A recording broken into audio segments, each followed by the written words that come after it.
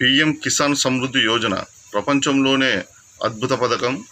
సంవత్సర కాలంలో ఒక ఎకరానికి 6,000 చొప్పున 3 విడతలుగా రైతు అకౌంట్లో 2,2 + 2,000 చొప్పున డబ్బులు పడతాయి.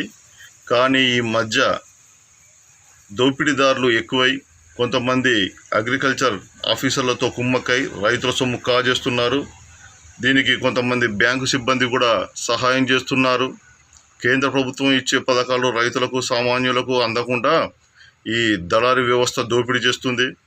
ముఖ్యంగా గ్రామాల్లో ఎక్కువ మంది బీసీ, ఎస్సీ, ఎస్టీలే రైతులుగా ఉన్నారు. అన్నం పెట్టే రైతన్నను దోచుకోవడం చాలా దురదృష్టకరమైన విషయం. రైతులకు ఇప్పటికీ ఎన్నో కష్టాలు ఉన్నాయి. ప్రకృతి వైపరీత్యాలు, కరెంటు సరిగా లేకపోవడం, వర్షాలు సకాలంలో పడకపోవడం, కల్తీ ఎరువులు, కల్తీ విత్తనాలు, అప్పులతో రైతులు చాలా సతమతమవుతున్న కాలం ఇది.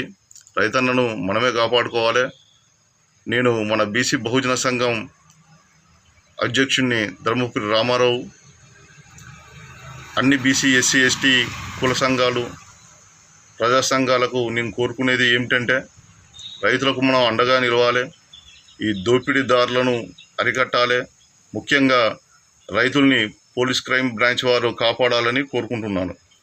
అయితే ఇప్పటి వరకు ఈ పథకం మొదలైనప్పటి నుంచి 16 విడతలుగా డబ్బులు రైతుల అకౌంట్లో పడ్డాయి.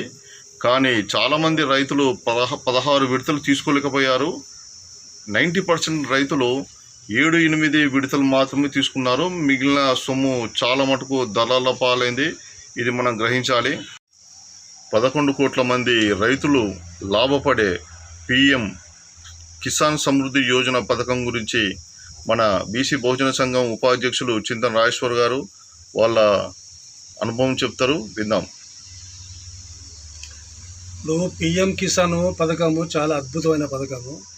మన అధ్యక్షుల వారు చెప్పినట్టుగా ప్రపంచంలోనే పెద్ద పథకం ఇది. మోడీ గవర్నమెంట్ ప్రవేశపెట్టిండు 2019లో. నేను ఒక వ్యవసాయదారుని. నేను అప్పలరావుపేటలో చాలామందిని తెలుసుకున్నా. మా అత్తగారు అప్పలరావుపేట. చాలామంది తెలుసుకున్నా. ఎవరు 1-2 సార్లే పడ్డది అని, మిగతా మాకు సంవత్సరానికి 3 సార్లు మాకు ఎకరానికి పడటం లేదని వాళ్ళు చెప్తాను. నాకు కూడా 16వ విడత నాకు వచ్చినట్టుగా మాకు మెసేజ్ వచ్చింది. దాన్ని పట్టుకొని నేను నెక్కుండా పోయినా. పోతే ఆయన పొందలని సమాధానం చెప్పిండు సంబంధిత క్లర్క్. మీరు బ్యాంకులో పోన్నాడు. బ్యాంకు పోయినా. బ్యాంకు పోతే బ్యాంక్ మేనేజర్ ఏమంటాడు, అసలు మాకేం సంబంధం ఉంటుందండి, మీరు తీసుకోవడం ఇవ్వడం అన్నీ జరిగినాయి కదా, బాధాప్త ప్రింట్అవుట్ తీసినాం కదా, ఇలా మాకేం సంబంధం లేదు ఆయన అంటాడు. ఇక్కడ వస్తే నేను పొందలేని సమాధానం చెప్తాడు. కనీసం ఏవో కలిసే అవకాశం కూడా నాకు ఇవ్వలేదు. అందుకని మీ రైతులకు న్యాయం జరగాలని నేను కోరుకుంటానా.